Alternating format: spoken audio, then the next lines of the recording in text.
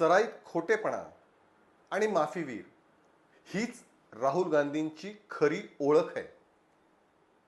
आता ज्या पद्धतीने निवडणूक आयोगावरती अत्यंत खोटे आरोप बेछूट पद्धतीने राहुल गांधी करतायत, त्यामुळे अनेकांना त्यांच्या खोटेपणाच्या आत्मविश्वासाबद्दल आश्चर्य वाटतंय.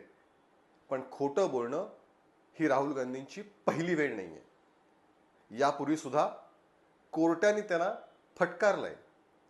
तुम्हाला सगळ्यांना आठवत असेल की राफेल प्रकरणामध्ये राहुल गांधींनी बिनशर्त माफी मागितली होती. दिशाभूल केल्याप्रकरणी त्यांनी माफी मागितली होती.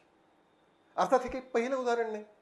2014 मध्ये एका प्रचार सभेमध्ये राहुल गांधींनी आरोप केला की गांधीजींच्या हत्येत संघ होता.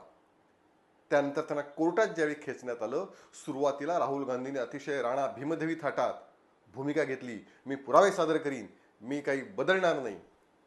पण प्रत्यक्षामध्ये ज्या सुप्रीम कोर्टाने कडक भूमिका घेतली, त्यानंतर राहुल गांधींनी संघाचा सहभाग नव्हता, तर गांधी हत्येतील लोक संघाशी संबंधित होते अशी बदलती भूमिका घेतली.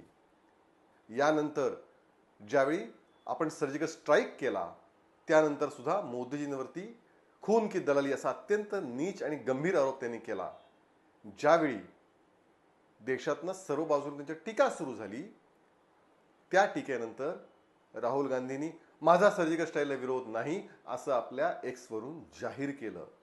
भूमिका राहुल गांधी बदलतात, माफी मागतात. त्यांचं एकूण हे सगळं वर्तन बघितलं. आत्ता सुद्धा सावरकर प्रकरणात त्यांच्यावरती कोर्टात केस सुरू आहे. त्यात सुद्धा त्यांनी सुरुवातीला वेगळी भूमिका घेतली, नंतर भूमिका बदलली. एकूण खोटं बोलणं, भूमिका बदलणं हा राहुल गांधींचा स्थायी भाव आहे. आज गोबेल्स असता तर तोही यांच्या राहुल गांधींचा खोटेपणा पाहून शरमला असता.